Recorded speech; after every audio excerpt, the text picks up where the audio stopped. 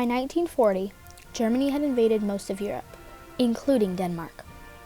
When the news was released that the Nazis were planning to raid the Danish Jews, the Danes helped the Jews escape being tragically taken by the Nazis by helping them get to Sweden. The triumph of the Danish Resistance is important because Denmark was a small country that managed to do what not many countries did: stand up for the Jews. The Nazis were invading European countries such as the Netherlands, Belgium, Luxembourg, France, Yugoslavia, Greece, Norway, and Western Poland. The Nazis were deporting Jews to concentration camps and then working them until they died, or killing them immediately. On April 9, 1940, the Nazis invaded Denmark.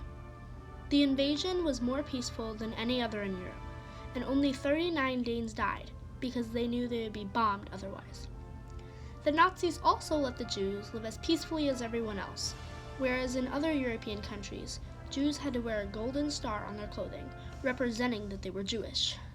The Germans didn't want the Danes to stop giving them farmland, and after the war, the Nazis wanted the Danes and Germans to rule the world together because the Danes were as high level in race as the Germans. This is why the Nazis wanted to stay on the Danes' good side and didn't make the Danish Jews wear golden stars. The King of Denmark, King Christian X, rode through Denmark every day on his horse. The Nazis didn't like this because they wanted the king separate from his people, not with them. The Nazis put the king under house arrest to isolate him from the rest of Denmark. The government was also shut down. The palace guards were imprisoned or put under house arrest with the king. Quoting Annette Hessner Jensen, daughter of a royal palace guard who was imprisoned.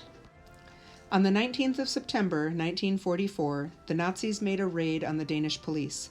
My father was on duty at the police headquarters in Copenhagen. He was therefore captured together with his colleagues. They were transported in open trucks to the harbor. Here there was a ship waiting for them to be transported to Germany. In the last minute, he and some of the others were asked to go on shore again. When they stood there, they could see the other police sailing towards Germany. My father and the others were again forced onto the trucks and driven to two places in the town used by the Nazis. Here they were threatened with weapons before they were taken back to headquarters.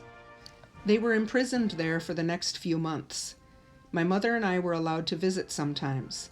On Christmas Eve, 1944, we celebrated there together with some of the other imprisoned Danes and their families. In January 1945, my father had a breakdown and was sent to a psychiatric hospital. When he felt better, he was sent away with a new identity card, and all three of us, quote, went underground, end quote. My father was now a, quote, farmer, end quote, with a distant family in North Zealand until the war was over. The Nazis had been peacefully occupying Denmark for 3 years, but behind the Danes' backs, the Nazis were planning to deport the Jews. General Werner Best and his confidant Georg Dukvitz got the plan approved by Hitler. But on September 28, 1943, Dukvitz and Best, for some unknown reason, leaked information about Nazis deporting Danish Jews to the Danish Social Democratic Party. The DSDP then told the president of the Jewish community that the Jews were going to be deported on the night of October 1st, the Jewish New Year. The president of the Jewish community told the Jews to pack their things and go to a farmhouse in the Danish countryside, hide in a Christian friend's house, or hide in a hospital in Copenhagen. Some Jews were told by their teachers, friends, or neighbors. Some didn't believe it when they heard the news, because it was their new year, and they were all going to be at home. Many hospitals in Copenhagen took in Jews and said they were patients. The nurses put makeup on the Jews to make them look sick when they really weren't. The Jews were put in hospital beds, and when Nazi patrols came by, they didn't look twice.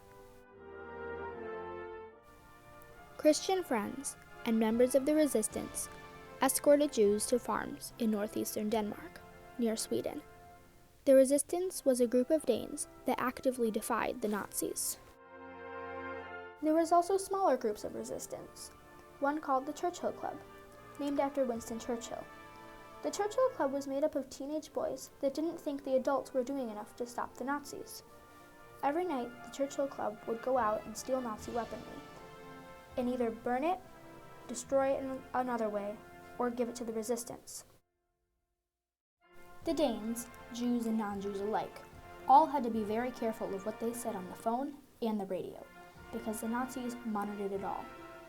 When the resistance or Jews, some Jews were part of the resistance, called the owners of a farm, sometimes it was relatives, they had to use code words, or say something like, "So-and-so are going up on vacation near you. Would you be able to host them?"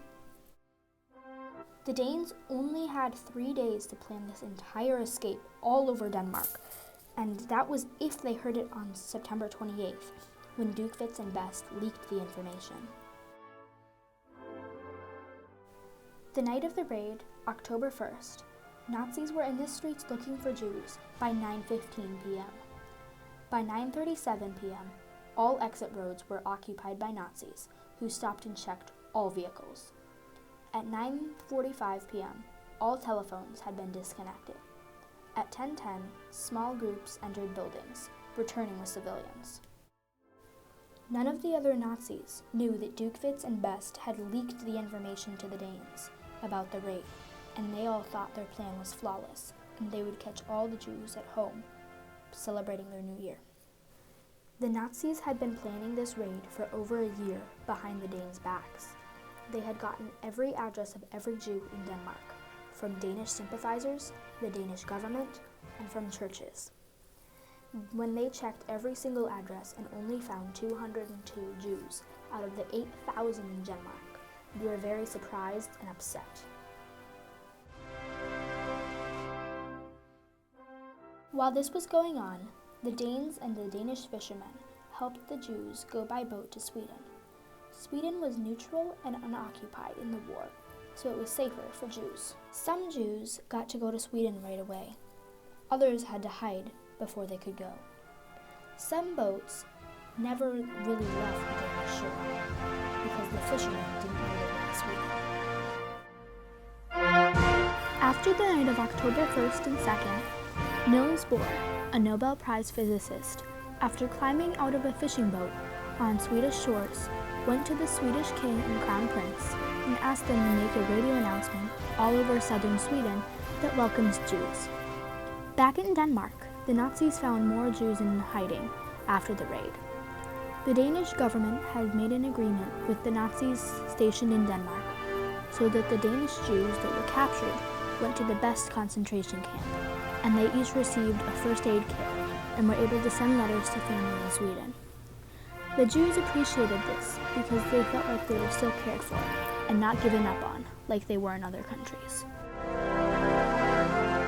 We should remember this today because when most other European countries decided to give up on the Jews, as long as they, Christians, were safe.